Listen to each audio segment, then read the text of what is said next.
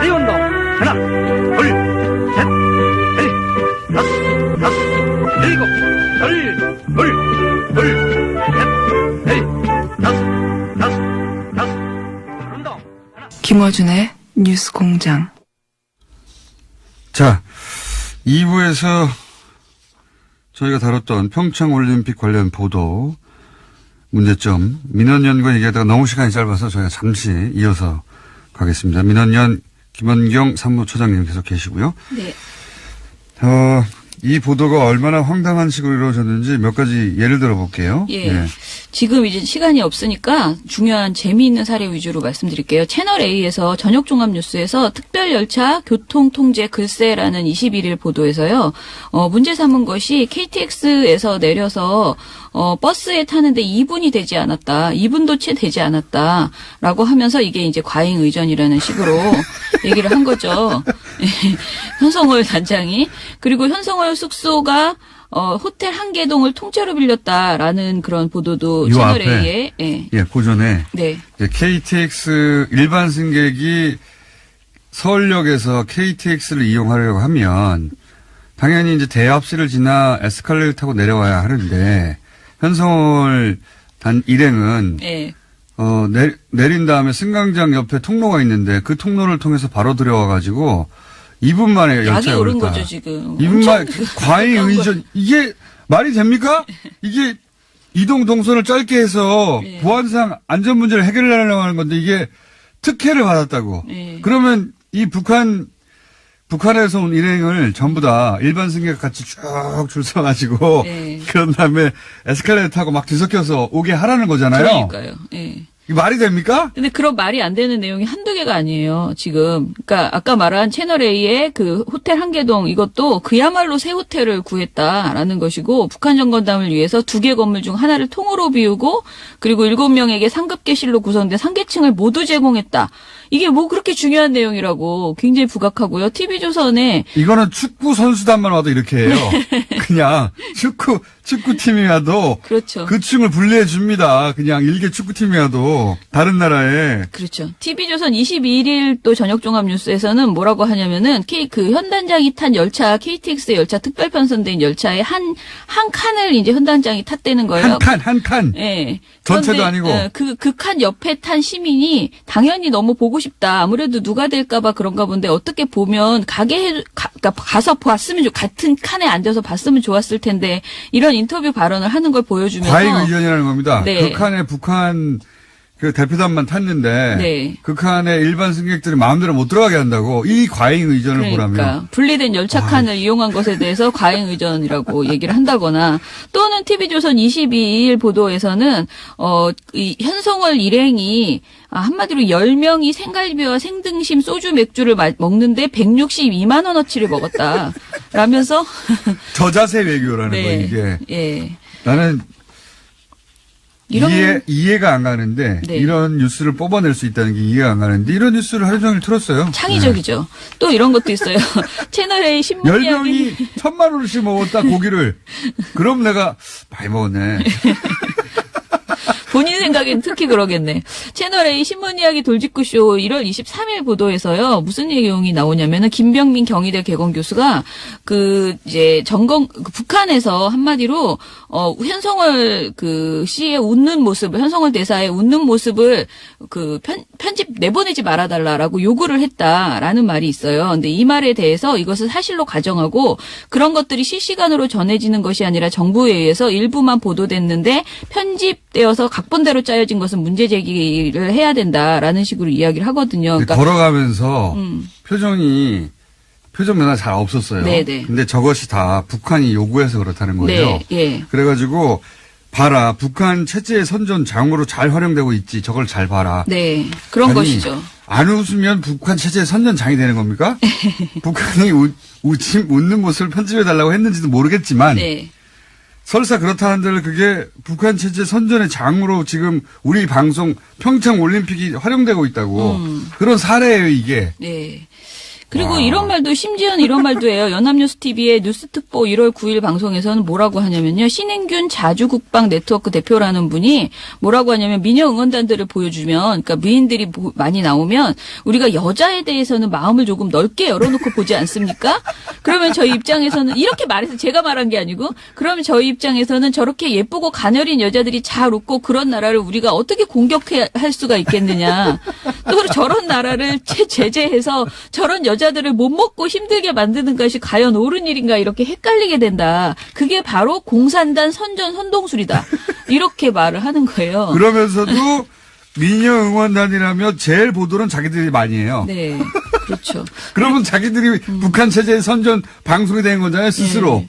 가장 요번에 논란이 됐던 것은 그 아이스하키 단일팀에 대한 인터뷰 조작 있었죠. 그러니까 채널A 뉴스 특급에서 그러니까 6개월 전에 있었던 인터뷰, 2017년 7월 5일 인터뷰, 그것도 심지어 자사 종합뉴스에서 보도했던 내용을 마치 방금 전에 한 것처럼 이번에 한 것처럼 그대로 이렇게 가져다가 쓰는 이런 인터뷰 조작을 했습니다. 그러니까 6개월 전에 다른 상황에서 인터뷰였는데 네. 마치 이제 지금 현 정부의 결정에 대해서 화가 난 것처럼 여자 아이스하키 팀 네. 그 선수들의 불만이 있는 것처럼 6개월 전 인터뷰를 그대로 따가지고 네. 지금 정부의 결정에 불만이 있는 것처럼 붙여놓은 다음에 단일팀에 대한 비판이 이렇게 많다고 네. 그렇게 만들어냈어요. 근데 이건 완전 조작이죠. 그리고 조작이죠. 날짜를 최소한 날짜라도 정확하게 알려줬어야 되는데 반년 전 인터뷰를 밝히지 않았다는 것은 명백한 조작입니다.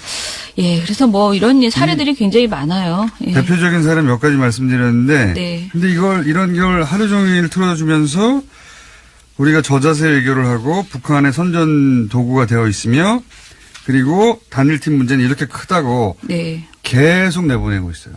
그리고 그게 계속 내보낸 다음에 그게 포털에도 돌고 댓글로도 돌고 실제 영향을 주고 있어요. 실제 왜 이 올림픽에서 이런 기회가 중요한지에 대한 보도가 없어요. 그렇죠.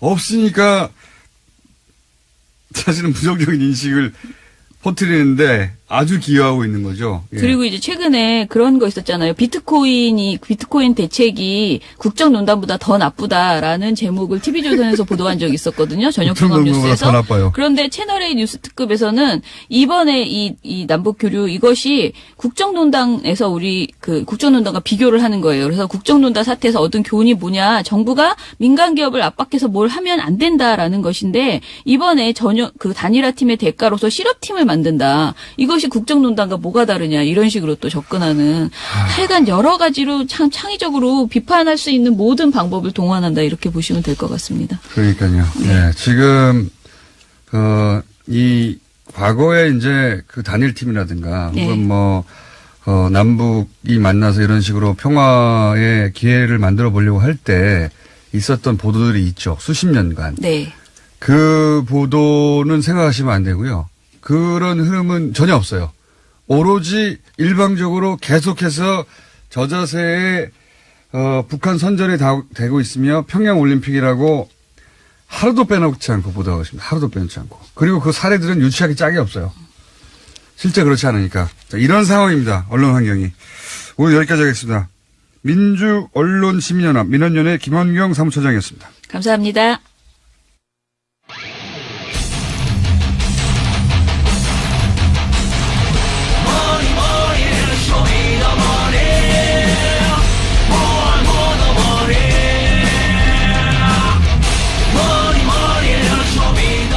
쇼미더머니 안홍구 청장님 나오셨습니다. 안녕하십니까? 예, 안녕하십니까? 어제 뉴스 SBS의 단독으로 핀란데스의 개 다수직 사지 않는다가 나오는 바람에 난리가 났어요. 예. 저희 게시판도 난리가 났고 쇼미더머니 그 핀란데스 개 홈페이지도 난리가 났죠? 그렇습니다. 네, 난리가 났고 그 포탈에 그 기사가 올라온 댓글도 난리가 났고요. 대형 사고가 난 것 같은. 자, 차근차근, SBS는 이제 길게 보도할 수 없으니 한 곡지로 짧게 했는데, 이 여파는 적지 않으니까 저희가 이제 하나하나 차근차근 일이 어떻게 된 건지 정리를 해볼게요. 우선, 이게 구조가 이사회가 있고, 그럼 실행조직이 있고 이런가 보죠? 그렇습니다. 실행조직은 그러니까 이제 돈을 모으고 홈페이지도 관리하고 응대도 하고 뭐 그렇습니다. 실무를 다 하는 거죠. 사람들과 소통하고 이런 일을 하시는 분이고. 이 집행위원 조직이 있고 예. 또 사무국 조직이 따로 있습니다. 네. 그래서 제가 이제 사무총장도 맡고 있고 집행위원도 맡고 있죠. 그러니까 이제 집행하는 실제 일을 하는 곳이 있고요. 예. 그리고 이사회는 어떤 곳입니까? 이사회는 이 조직의 앞으로의 방향이라든지 네. 중요한 사안이 있으면은 의결을 해주는 그런. 네, 실무하고 별개로 예를 들어서 뭐 일을 하다가 뭐 어려움이 부딪히거나 혹은 뭐 그렇습니다. 사회적으로 이제 나서서 뭔가 해결해 줘야 될 일이 있을 때 뭐 아니면 중요한 의사결정이 있을 때 이사회 이렇게 별개의 의사결정 구조가 또 있는 구조라는 거죠. 그렇습니다. 예. 예. 그 이사회는 제가 듣기로는 뭐 종교인도 있고 교수님도 있고 이런 분들이 계신 거죠. 그래서 대부분이 종교인들이시고 또 교수님도 계시고 그렇죠. 그렇군요. 예. 자, 이렇게 이제 실행 조직과 또 그 이사회라는 이원화된 체계가 있는데 지금 사지 않겠다는 결정은 실행 조직은 참여하지 않고 이사회 분들만 결정하신 거죠. 그렇습니다. 사실 이제 그게 뭐 이사회에서 결정할 수도 있죠. 할 수 있는데 그 사무총장하고 집행위원장이 모르는 사이에 이사회가 이루어졌고 또 그 이사회의 의결 사항을 내가 기자를 통해서 들었어요. 자, 그러면 이제 요 문제를 한번 얘기해 볼게요. 이사회가 그런 결정을 했던 이유를 이제 그분들 입장에서 제가 한번 이해해 보자면 네. 사실은 이제 초기부터도 그런 걱정이 아예 없었던 건 아닙니다. 지금 우리 구조가 돈을 개개인들로부터 차용해서 예. 그렇죠? 3년 후에 돌려주는 방식으로 차용해서 이 주식을 사고 지금 그런 활동을 하겠다고 이제 그런 구조로 출발을 했습니다. 그러다 보니까 혹시 이 돈을 돌려주지 못하면 어떻게 하느냐. 네. 그런 우려가 처음에 있었죠. 예. 사실 저도 처음에는 예. 당연히 그 책임을 진 사람이라고 생각을 남의 했고. 돈인데요. 예, 남의 돈이고 그 돈을 오롯이 돌려주는 것이 제 책무라고 생각을 했죠. 예. 그래서 상당히 맨 처음에는 제가 고심을 했는데. 저희 방송에서도 이제 여러 선생님 번- 나오셔가지고 예. 그런 우려도 있고 그런 걱정도 또 있다. 그런 말씀도 하셨죠. 예, 그렇게 했죠. 그래서 그 내용, 근데 이게 실무를 하면서 참여와 소통 창도 있고 이제 계속 교감을 하게 돼 있지 않습니까? 그렇죠. 참여하신 분들하고 대의원분들하고. 거감을 하게 돼 있죠. 돈 낸 사람들. 그리고 이제 그분들이 이거는 우리가 참여한 것이 우린 촛불 정신으로 참여했고 또 촛불의 의미가 돈으로 표현되는 것이 저희는 싫다.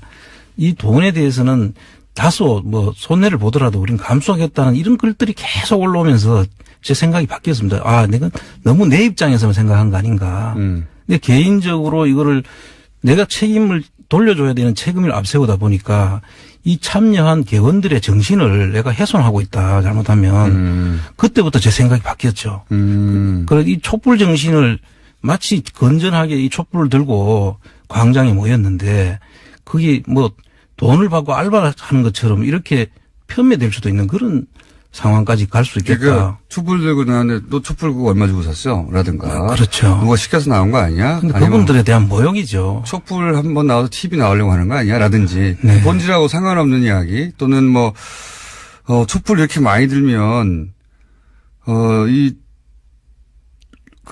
후레쉬 회사는 어떻게 되는 거야? 이런 걱정.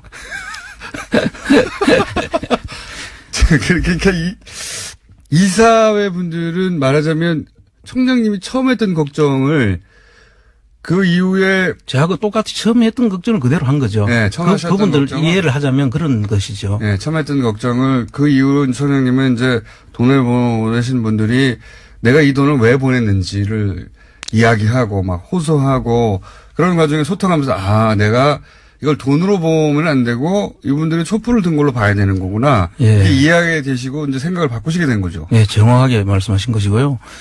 그때 제가 느낀 것은 이게 정말 돈이 아니구나. 이분들의 진정한 그 마음이구나. 숭고한 뜻이다. 이걸 돈으로 뭐 얼마 평가해가지고 또 내려가면 얼마가 되고 뭐 올라가면 어떻게 되고 이런 이야기 하는 자체가 이분들에 대한 그 뜻을 우리가 훼손하는 거다. 그거를 이제 총장님은 처음 그런 걱정을 하신 후 3, 4주 동안 이제 사람들의 얘기도 직접 듣고 나는 그 뜻으로 보낸 게 아니라는 걸 이해가는 과정이 있었는데 이제 실무를 안 하시는 그렇죠. 실무를 안 하시는 이런 직접 소통을 안 하시는 이사회에서는 처음 국정을 계속한 거군요. 아마 그랬었던 것 그 같아요. 책임감이라고 이해할 수도 있습니다. 물론 그렇습니다. 책임감도 있으신 것도 사실이고 그래서 제가 그 과정을 내가 우리 참여 소통창에 직접 같이 교감을 좀 하시라. 네. 이런 이야기들을 서로 이제 걱정을 하시길래 그런 거를 계속 좀 하시면은 이분들의 뜻을 우리가 받드는 거지. 이게 진짜 그야말로 주식을 사서 이익을 남기려고 한 거 아니지 않습니까? 그러니까 이게 어떤 시민단체나 뭐 조직이든 있을 수 있는 일이긴 합니다. 듣고 보면. 그렇습니다. 네. 다만 이제 그 과정에서 실무 책임자 이야기도 요런 지난 3, 4주간 어떤 일들이 있었는지 하는 이야기를 잘 듣고 반영하셨으면 더 좋았을 텐데 이 사회는 이제 아마 안홍구 총장님이 한쪽으로 생각이 편향됐다고 생각하고 그럴 수도 있죠. 예. 예. 이 사회에서는 객관적으로 그러니까 실무하고 떨어져서 오히려 객관적으로 판단한다고 생각하고 이렇게 했을 수도 있어요. 그렇습니다. 예. 중요한 거는 그러면 여기서 남는 건 실제 돈을 낸 분들의 뜻입니다. 제가 보기에는. 그렇습니다. 예. 그분들의 뜻을 이사회든 청장님이든 저든 대신 결정할 수는 없다고 생각해요, 저는. 그렇습니다. 예. 아니, 돈 낸 사람들이 이런 뜻으로 냈는데 아니야, 당신 뜻은 그게 아니야. 내가 대신 결정해 줄게. 이러면 안 되는 거 아닙니까? 당연하죠. 예. 제 생각에는 이제 어쨌든 이 사회는 그런 그 책임감에서 그런 결정을 내렸고 혹은 이 조직의 구성상 그렇게 이원화되어 있다면 이거 다시 한번 논의해야 되지 않나. 사실 안타까운 것은 이러한 그 내용은 현장에서 직접 실무를 책임지고 있는 저의 의견도 사실은 이사회에서 들어봐야 되는 것이고 네. 그 이사회의 구성을 보시면 아까 말씀드렸듯이 이런 부분에 대해서 평소에 전혀 간섭을 하시던 분들이 아니잖아요. 근데 그분들이 제 의견은 한마디도 듣지 않은 채 어떤 구조로 사실 이사회가 이루어졌는지. 그건 모르시겠죠, 잘. 예, 저도 네. 어제 기자한테 들었고 오늘 가서 이제 직접 들어봐야지 아는데 저도 지금 내용이 구체적으로 어떻게 되는지 전혀 한번 모르니까. 들어보시고, 예. 이게 이제 월요일이라도 그럼 전후 사장을 가지고 왜냐하면 많은 분들이 참여하셨기 때문에 이거 투명하게 공개해 줘야 되는 부분이 있는 것 같습니다. 당연하죠. 지금 제 생각은 저도 뉴스를 보고 나서 저도 이사회는 한 번도 모르거든요. 어떤 분들인지. 그런 걱정에서 그런 책임감에서 이런 결정을 내렸는데 의사결정 구조상 혹은 뭐 조직 구조상 현장 이야기는 듣지 않고 판단하는 게 더 객관적으로 내릴 수 있는 결정이다. 이렇게 생각하실 수도 있겠구나. 이해하자면. 예. 그리고 청장님이 너무 바쁘셨거나. 그럴 수도 있는데요. 저는 이제 적어도 이사회가 열린다든지 이런 이사회 의결사항은 종전에 이사회가 몇 번 열렸는데 그때는 사무국에서 각 이사들한테 통보를 했습니다. 장소와 시간과 의사 진행할 내용을 의제를 올리는데 그 사무국은 지금 사무국장부터 밑에 직원들까지 전부 다 아무도 몰라요. 자, 그거는 문제라고 보고요. 그거는 이번 기회에 이제 풀 문제이신 것 같고요. 이제 어쨌든 중요한 것은 제가 보기에는 돈을 낸 분들이 있고 그리고 그분들의 의사를 정확하게 확인하는 게 중요하니까 그 이사회가 걱정하듯이 걱정하는 분들도 있을 수도 있습니다. 있습니다. 예. 있을 수도 있습니다. 당연합니다. 예, 예를 들어서 액수가 큰 분들이라든가 예. 또는 뭐 이 방송을 쭉 계속 듣다가 낸 분들이 아니라 그 TV에서 오늘 보고 나서 저기가 좋은 투자의 기회인가 생각하시는 분도 아예 없다고는 할 수 없잖아요. 그렇습니다. 예, 예. 있을 수도 있습니다. 그러니까 이렇게 하면 어떨까요? 그러니까 사실 이런 과정까지 오기까지는 이제 두 가지 저는 그 상황이 여기에 겹쳐진 것 같은데 첫 번째로는 원래는 돈을 모금해가지고 모금에 관한 과정이 압박이 되어가지고 그 압박으로 이 진실을 계속 밝히는데 힘이 되도록 하자. 했는데 돈이 너무 빨리 모였어요. 예. 그게 하나가 있고요. 예. 돈이, 그 과정이 압박이 돼야 되는데 돈이 순식간에 다 모여버렸어요. 너무 빨리. 압박을 너무 짧은 기간하고. 임팩트는 더 컸죠. 임팩트는 컸는데. 그래서 저는 감동적이기도 하면서 당황되는 게, 이렇게 되면 너무 빨리 끝냈는데? 왜냐면 그렇습니다. 평가가 나올 때까지 계속 압박해 나가야 되는데. 그렇습니다. 이제 예. 가격 평가가 2월 중순에 나온다고 하니까 그때까지 계속 압박해 가야 되는 돈이 진작에 다 모여버렸어요. 첫 번째. 제가 보기엔 그런 상황도 하나 있고. 또 하나는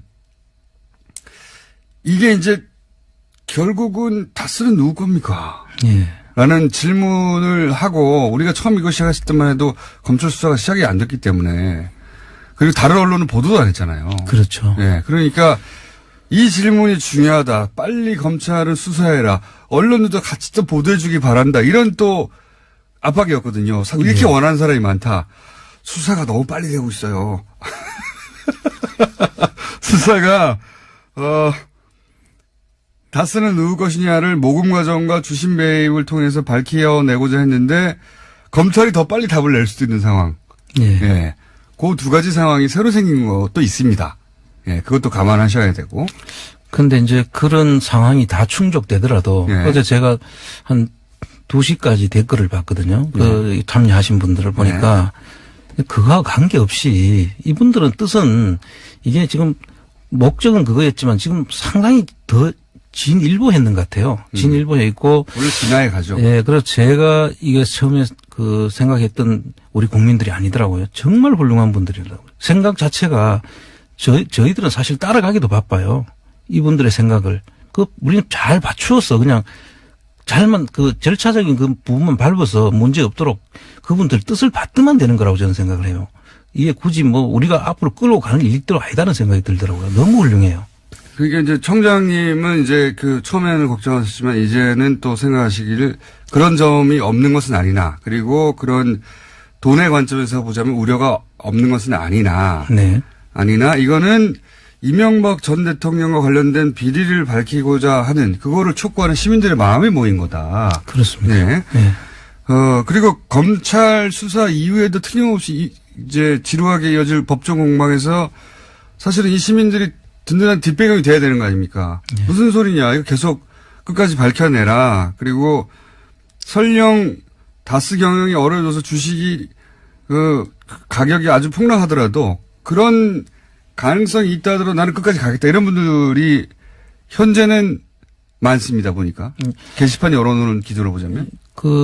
어제 보도된 내용을 지금 보도밖에 못 봤으니까 지금 보도된 내용으로 지금 보면 아마 결의 이사회 회의 중에 이게 혹시 부도가 나서 휴지 쪽 하게 되면 어떡하냐. 그런 우려인데 사실 이 회사는 엄청 좋은 회사입니다. 이 회사가 총 자산이 9,200억이고 부채가 한 6,300억 정도밖에 안 되거든요. 그럼 순자산이 한 3,000억이 돼요.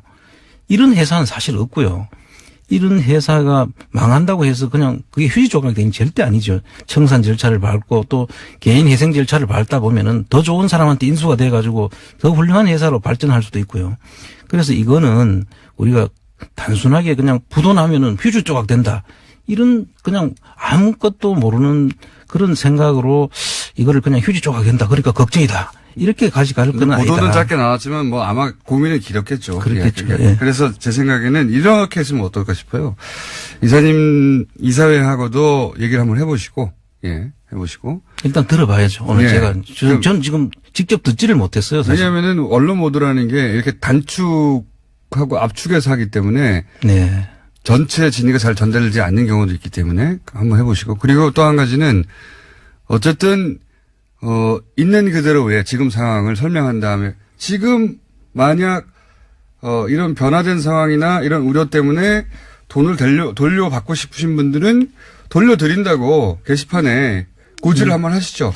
네, 그래서 지금 현재 상태에서는 일단 이런 결론이 이제 사실이라면 제가 이제 아직까지 직접 듣지는 못했지만 그게 사실이라면 그런 절차들을 밟아서 그러니까요. 분명하게 하고 또 제가 지금 당장은 어떤 얘기를 말씀드리기 어렵지만 조금 생각을 정리해서 한번 발표하는 기회를 가져야 되겠다. 그러니까 절차적 문제도 내부적으로 한번 얘기해 보시고. 그리고 거기에 따라서 제 거친 문제까지도 같이 고민을 좀 해야 될 것 같다. 그런 생각이 듭니다. 거친 문제라는 건 이사회를 장악하시겠다는 겁니까?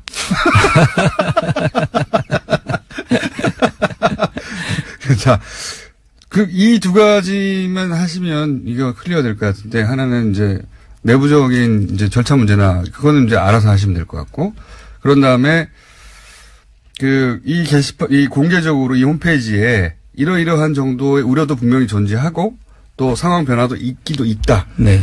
그렇지만 동시에 이런 의미가 있으니, 그런 우려는 또 이렇게 불식될 수도 있다는 뭐 두 가지 의견을 잘 정리를 하셔서 혹시 우려되시는 분들은 돈을 돌려드린다. 네. 하면 그분들은 돌려드리면 되고요. 그렇습니다. 돌려달라고 네. 하면. 그 기간을 두고 일정 기간. 그런 다음에 그게 만약에 돈이 빠져나와서 부족하면 그 부족분만큼 다른 분들한테 모으면 되는 거죠. 또. 지금 또 뭐 빨리 또 만들어 달라고 시즌2 하자고 하는 사람도 많으니까요. 근데 이제 참 이거 앞에 부분을 제대로 좀 정리를 하고 예. 정리한 다음에 방법을 찾아서 제가 한번 보고 드릴 알겠습니다. 기회를 갖도록 하겠습니다. 어쨌든 공개적으로 시작한 일인 만큼 과정 전체가 공개적으로 홈페이지를 통해서도 그리고 뉴스 공장을 통해서도 계속 어떤 일이 있었고 그리고 앞으로 어떻게 할 거고 의견은 어떻게 물을 거라는 걸 알려드리도록 할 테니까 너무 걱정하지 않으셔도 될 것 같습니다. 네. 예.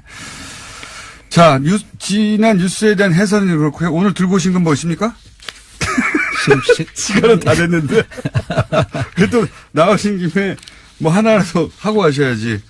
그냥 너무 꽁으로 드시면 안 되잖아요. 안 준비하셨군요. 아니요. 준비는 많이 했는데, 너무 많이 해놔가지고 그래요? 시작하기가 무섭네요. 그 중에서 하나만 딱 언급해 보시면요. 지금 계속 녹취 파일 엄청 많이 나왔죠. 예, 지금 이상은 씨 아들 이동영 씨하고 예. 또 지금 건영미 씨하고 지금 예. 계속 검찰 수사도 있고 예. 부르고 있는데 지금 이제 그 위장 계열사 문제하고 연결이 돼 있거든요. 예. 그분들이 그 녹취록 보면 사실상 그분들은 자기 소유가 아닌 회사를 소유하는 것으로 이제 형식적으로 차명으로 등재가 돼 있는 것 같고. 그건 뭐 거의 100%인 것 같고요. 예, 그래서 이 위장 계열사를 통해서 사실 자금을 빼는 정황이 이제 중요한 문제가 되는데요. 자, 다스 말고 혹시 예. 지지난 주인가요? 아니, 지지난 달인가요? 이 부영이 어떤가요? 예. 예. 이거는 이제 다스는 저희가 너무 많이 해가지고 오늘은 약간 제가 놓고. 최근에 지금 문제가 되고 있는 것이 이제 부영건설에 대해서 지금 그 회장을 소환을 하고 검찰에서도 하고 있는데 이 부분에 대해서 검찰이 관심이 있고 청장님이 관심 있는 이유를 조금 설명해 주시고 설명만 해 주시고 가셔야 될 것 같아요. 자세한 내용을 오늘 못하고. 검찰에서 관심 갖는 건 아마 횡령하고 탈세 부분인 것 같고요. 부영. 제가 보는 견지는 우리가 지금 최순실 박근혜 그 탄핵 사건 때 삼성으로부터 받은 돈이 300억이 채 안 되거든요. 예. 검찰이 밝힌 것은요. 그렇죠. 근데 300억이 채 안 되는 돈으로 우리 국민연금이 한 2,700억 손해를 봐가면서까지 삼성 승계를 도와줬다는 지금 이야기지 않습니까? 그렇죠. 그럼 이해가 안 되는 부분이죠. 그렇죠. 그러면 다른 수지타산이 서로 안 맞잖아요. 안 맞죠. 예. 290억 정도 받으면서 한 2,700억 국가 재산을 손해를 보이면서까지 그렇게 도와줘야 될 이유는 없다고 보고. 만약에 그 정도 돈이 쓰였으면 당신들도 그 정도 돈을 써야지 이렇게 나오는 게 당연한 거 아닙니까? 그렇죠. 그리고 이제 부영건설이 주택도시기금이라든지 주택보증보험이라든지 그런 부분에서 특혜를 받았다는 그런 내용들이 있고요. 또 거기다가 그 15년, 16년에 알짜배기 건물들을 한 6개를 사들입니다. 부영이요? 예. 거기 삼성생명 건물이 들어가 있고요. 삼성화재 본관이 들어가 있고. 포스코 건설 본사 사옥이 또 있고요. 그 다음에 하나외환은행 을지로 본관. 그 다음에 송도 대우자동차 판매에 있던 그 테마파크라든지. 이게 의미하는 바가 왜 부영에 관심이 있으십니까? 그게 소장님은? 지금 오늘 다 소개를 할 수 없는데. 그러니까 맛배기만 보여주시고. 지금 기대감을 투비 컨티뉴로. 그래서 이게 제가 볼 때는 한 3조에 가까운 정도의 돈을 갑자기 부동산을 사들이는데. 부영이. 부영이 사들이는데 이게 그냥 사들일 수가 없다. 그리고 또 다른 혜택까지 받았는데 그 산 내용을 쭉 보면 제가 볼 땐 상식적인 거래가 아니거든요. 돈을 다 주고 사는 것이 아니라 일부 주고 나중에 벌어서 갚으라는 거예요. 그러면 팔 이유가 없는데, 그죠? 그렇죠. 그렇다는 얘기는 그 뒤에 뭐가 있는 겁니까, 도대체? 그건 조금 더 다음 시간에 설명을 하죠. 여기에 혹시 박근혜 전 대통령 혹은 최순실 혹은 이명박 전 대통령 이런 배경을 의심할 만한 정황이 있다고 보시고 지금. 네, 지금 그 중에서 이제 확실한 증거가 하나 있는 것은 포스코 건설 사업 판매에 있어서는 이명박 정부와 최순실 박근혜 그 사이에 공통 합집합이 있어요. 그 속에 두 개가 다 녹아 있다는 거죠. 그래서 이 부분은 나중에 한번 다시 제가 좀 구체적으로 한번 설명을 그러니까 이명박 전 대통령과 박근혜 전 대통령 혹은 최순실과의 교집합이 있는. 그렇습니다. 혹은 합집합이 있는. 하여튼 교집합인지 합집인지 모르겠지만. 사실 포스코는 이명박 정권과 최순실 정권이 특징이 있거든요. 포스코는 알짜배기 부실 회사를 이명박 정부 때는 돈을 비싸게 주고 이제 성장님 사들이고 시작하시면 길어집니다. 이제 시간 이제 다 됐어요. 어쨌든 네. 앞으로 얘기할 부분은 이명박 전 대통령과 박근혜 전 대통령 가로치고 최순실이라고 해야 되죠.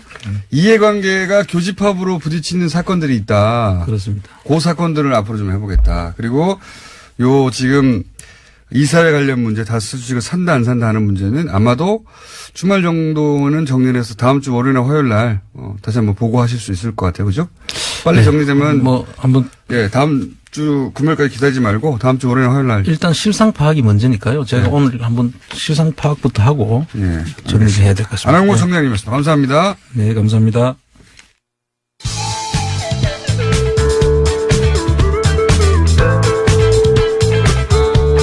상식이 통하는 세상을 만들고 싶은 시사 요정 김어준입니다.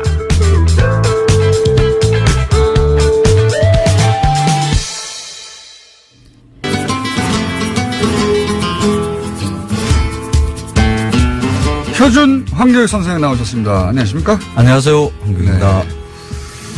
요거 플란나스기 아시죠? 네. 네.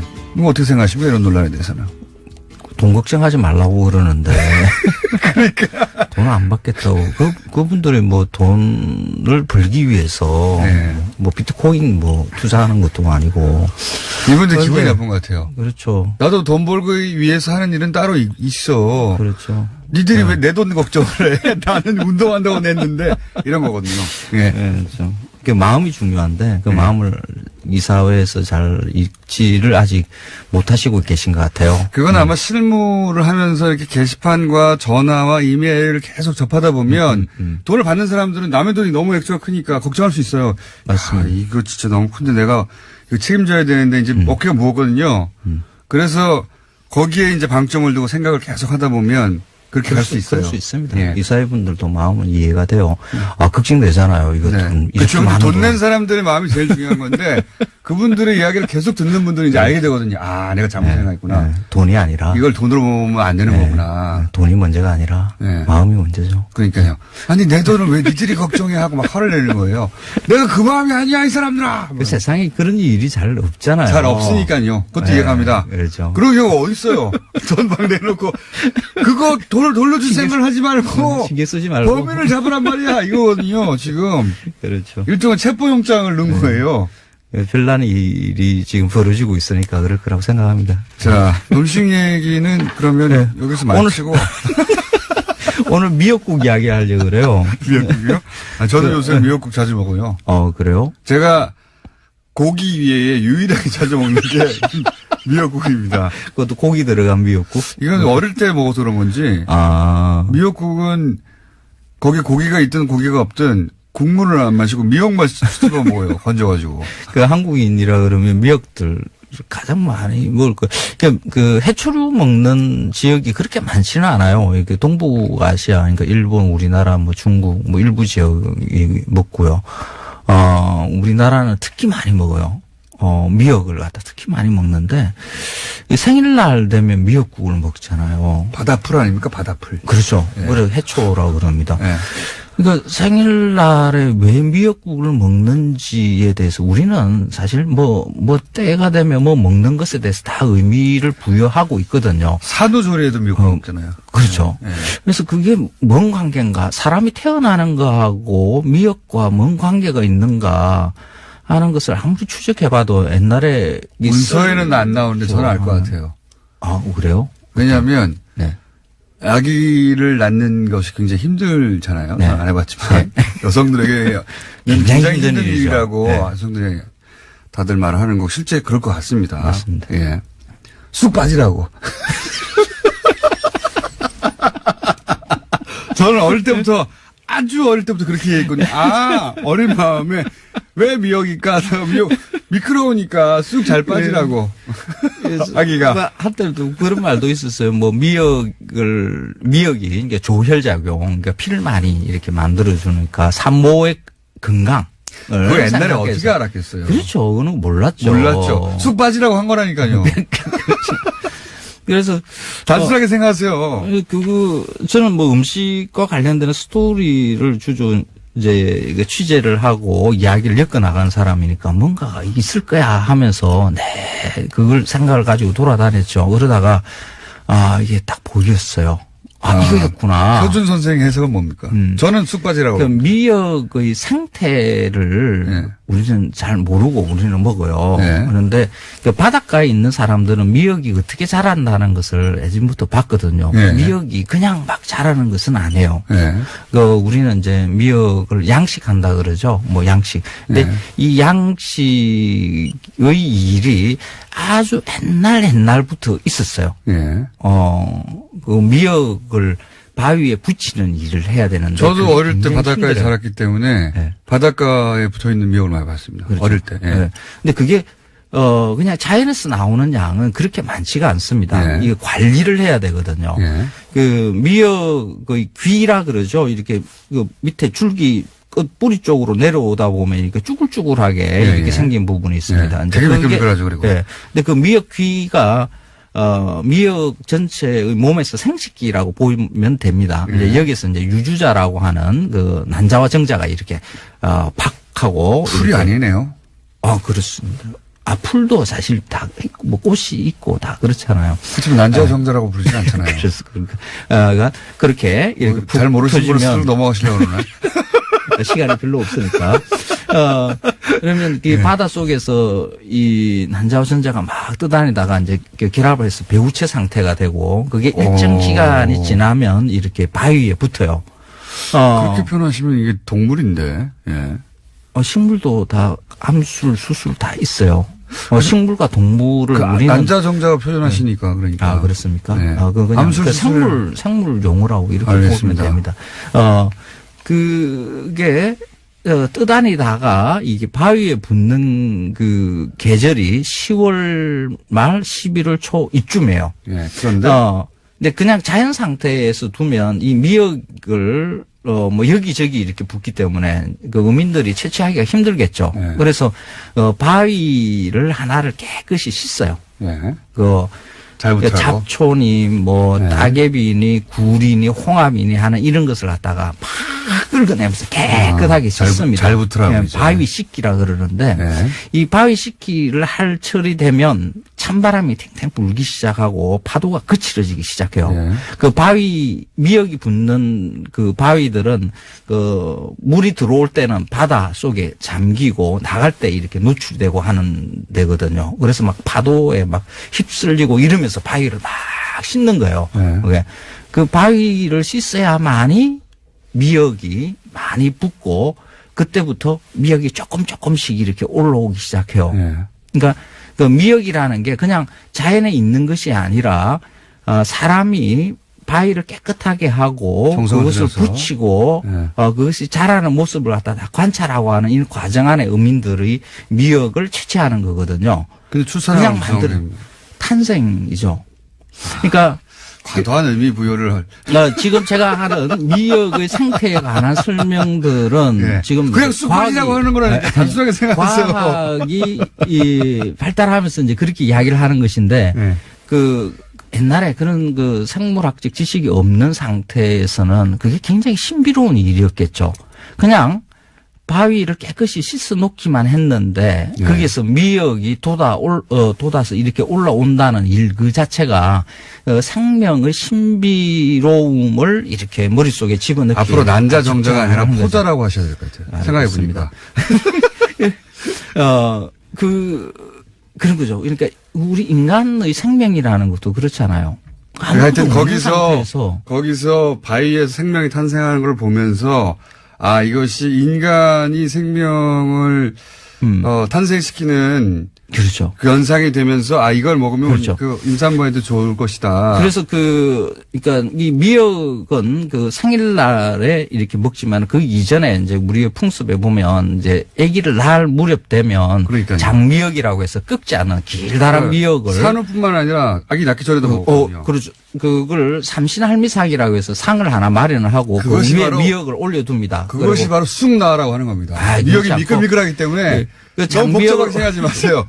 올려놓고 다음에 산모가 먹고 하는 일이 이제 그게 생일날에 그렇죠. 생일날은 엄마가 아기가 먹었다. 먹는 것으로 이렇게 이게 연결이 되는 그렇죠. 거죠. 생일날에 먹는 건 당연히 엄마가 너 낳을 때 먹었다로 연결돼가지고 계속 먹는 건데 그 산모는 보통- 왜 먹이냐? 그러니까 쑥. 보통 이제 사람은 태어난다라고 생각하지만은 태어나는 것은 사실 그 피동적인 거고 그 엄마가 아기를 낳는 거거든요. 그 한겨레- 낳는 것에 대한 선생님, 한겨레 고통스러움과 선생님이었습니다. 미역 바위 씻기가 다음 같이 주에 이렇게 뵙겠습니다. 연결되어 있는 안녕. 것이다. 이렇게 대형 사고가 난 것 같은. 자, 차근차근 SBS는 이제 길게 보도할 수 없으니 한 곡지로 짧게 했는데 이 여파는 적지 않으니까 저희가 이제 하나하나 차근차근 일이 어떻게 된 건지 정리를 해볼게요. 우선 이게 구조가 이사회가 있고 그럼 실행조직이 있고 이런가 보죠? 그렇습니다. 실행조직은 그러니까 이제 돈을 모으고 뭐 홈페이지도 관리하고 응대도 하고 뭐 그렇습니다. 실무를 다 하는 거죠. 사람들과 소통하고 이런 일을 하시는 분이고. 이 집행위원 조직이 있고 예. 또 사무국 조직이 따로 있습니다. 네. 그래서 제가 이제 사무총장도 맡고 있고 집행위원도 맡고 있죠. 그러니까 이제 집행하는 실제 일을 하는 곳이 있고요. 예. 그리고 이사회는 어떤 곳입니까? 이사회는 이 조직의 앞으로의 방향이라든지 네. 중요한 사안이 있으면은 의결을 해주는 그런 네, 실무하고 별개로 예를 들어서 뭐 일을 하다가 뭐 어려움이 부딪히거나 혹은 뭐 그렇습니다. 사회적으로 이제 나서서 뭔가 해결해 줘야 될 일이 있을 때 뭐 아니면 중요한 의사결정이 있을 때 이사회 이렇게 별개의 의사결정 구조가 또 있는 구조라는 거죠. 그렇습니다. 예. 그 이사회는 제가 듣기로는 뭐 종교인도 있고 교수님도 있고 이런 분들이 계신 거죠. 그래서 대부분이 종교인들이시고 또 교수님도 계시고 그렇죠. 그렇군요. 예. 자, 이렇게 이제 실행조직과 또 그 이사회라는 이원화된 체계가 있는데 지금 사지 않겠다는 결정은 실행조직은 참여하지 않고 이사회 분들만 결정하신 거죠. 그렇습니다. 사실 이제 그게 뭐 이사회에서 결정할 수도 있죠. 할 수 있는데 그 사무총장하고 집행위원장이 모르는 사이에 이사회가 이루어졌고 또 그 이사회의 의결 사항을 내가 기자를 통해서 들었어요. 자, 그러면 이제 요 문제를 한번 얘기해 볼게요. 이사회가 그런 결정을 했던 이유를 이제 그분들 입장에서 제가 한번 이해해 보자면 네. 사실은 이제 초기부터도 그런 걱정이 아예 없었던 건 아닙니다. 지금 우리 구조가 돈을 개개인들로부터 차용해서 예. 그렇죠? 3년 후에 돌려주는 방식으로 차용해서 이 주식을 사고 지금 그런 활동을 하겠다고 이제 그런 구조로 출발을 했습니다. 그러다 보니까 혹시 이 돈을 돌려주지 못하면 어떻게 하느냐. 네. 그런 우려가 처음에 있었죠. 예. 사실 저도 처음에는 예. 당연히 그 책임을 진 사람이라고 생각을 남의 했고. 돈인데요. 예, 남의 돈이고 그 돈을 오롯이 돌려주는 것이 제 책무라고 생각을 했죠. 예. 그래서 상당히 맨 처음에는 제가 고심을 했는데. 저희 방송에서도 이제 여러 선배님 번- 나오셔가지고 예. 그런 우려도 있고 그런 걱정도 또 있다. 그런 말씀도 하셨죠. 예, 그렇게 했죠. 그래서 그 내용, 근데 이게 실무를 하면서 참여와 소통 창도 있고 이제 계속 교감을 하게 돼 있지 않습니까? 그렇죠. 참여하신 분들하고 대원분들하고. 거감을 하게 돼 있죠. 돈 낸 사람들. 그리고 이제 그분들이 이거는 우리가 참여한 것이 우린 촛불 정신으로 참여했고 또 촛불의 의미가 돈으로 표현되는 것이 저희는 싫다.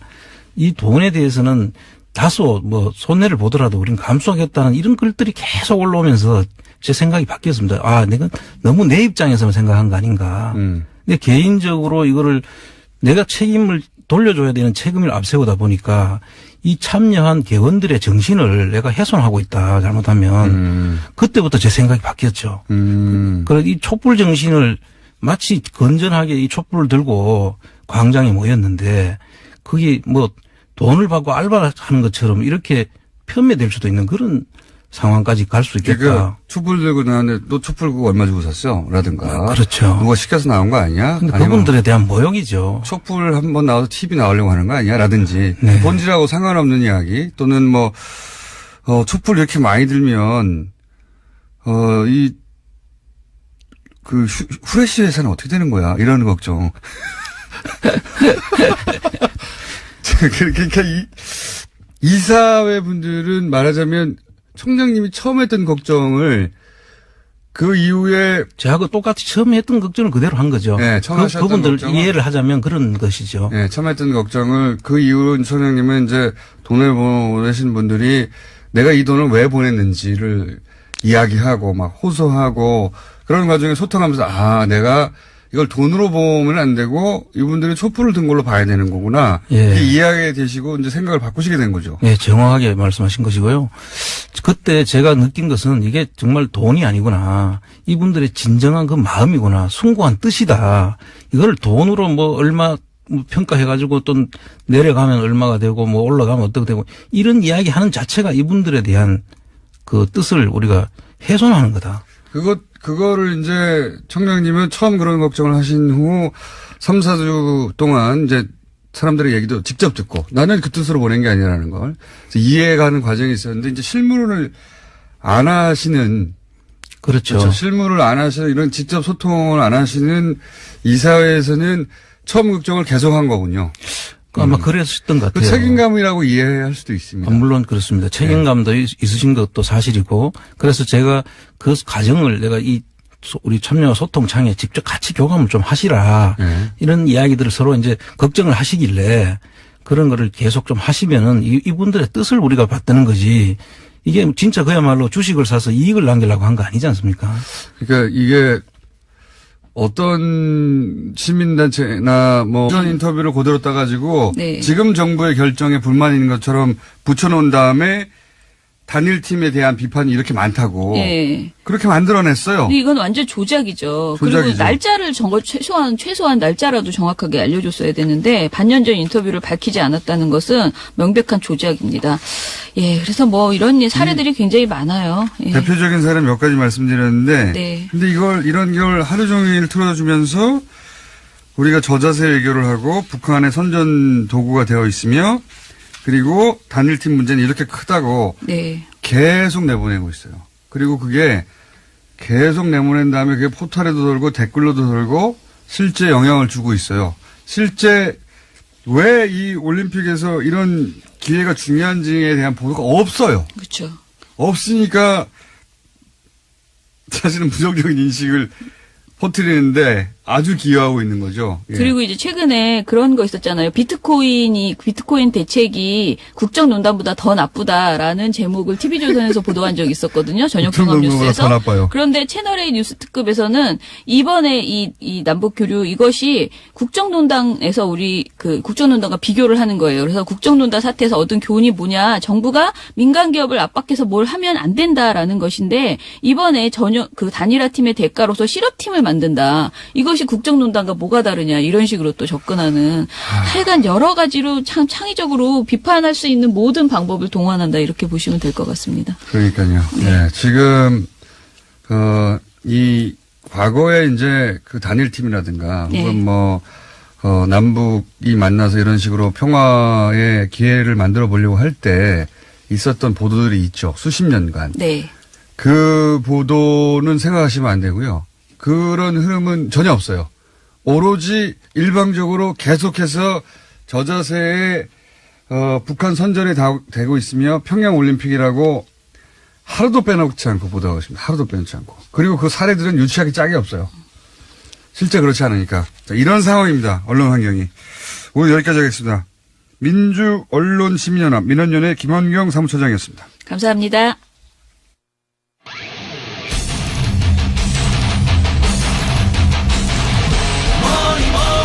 show me the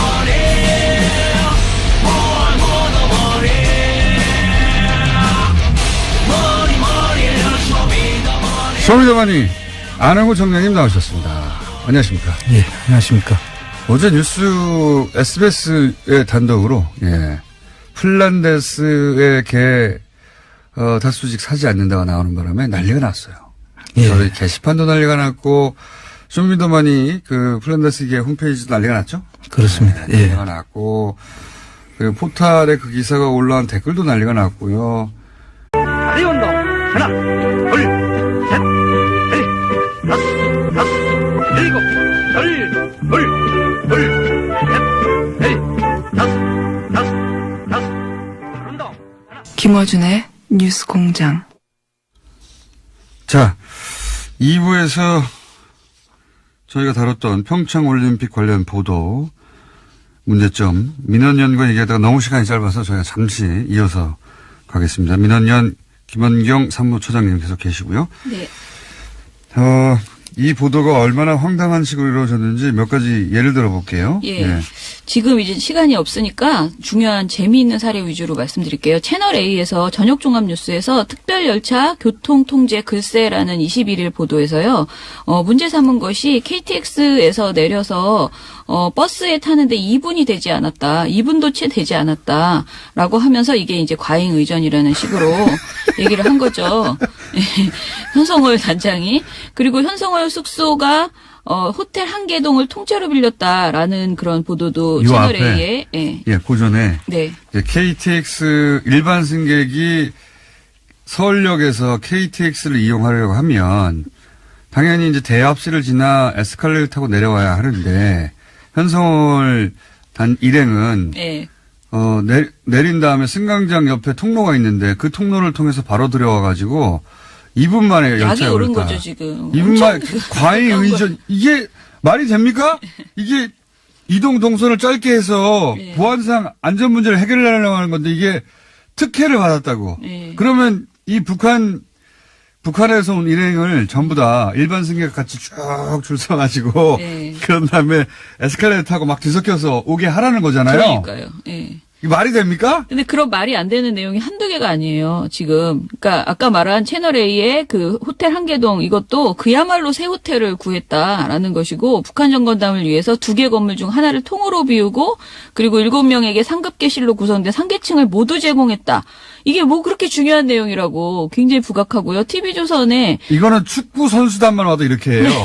그냥 축구팀이 와도 그렇죠. 그 층을 분리해 줍니다. 그냥 일개 축구팀이 와도 다른 나라에. 그렇죠. TV조선 22일 또 저녁 종합 뉴스에서는 뭐라고 하냐면은 그 현 단장이 탄 열차 KTX 열차 특별 편성된 열차의 한 칸을 이제 현 단장이 탔다는 거예요. 한 칸. 예. 전체도 그런데, 아니고. 그 칸 옆에 탄 시민이 당연히 너무 보고 싶다. 아무래도 누가 될까봐 그런가 본데 어떻게 보면 그러니까 가서 봤으면 같은 칸에 앉아서 봤으면 좋았을 텐데 이런 인터뷰 발언을 하는 걸 보여주면서 과잉 의전이라는 겁니다. 네. 그 칸에 북한 그 대표단만 탔는데 네. 그 칸에 일반 승객들이 마음대로 못 들어가게 한다고 이 과잉 의전을 보라며. 그러니까 분리된 열차 칸을 이용한 것에 대해서 과잉 의전이라고 얘기를 한다거나 또는 TV조선 22일 보도에서는 이 현성월 일행이 한마디로 10명이 생갈비와 생등심 소주 맥주를 먹는데 162만 원어치를 먹었다.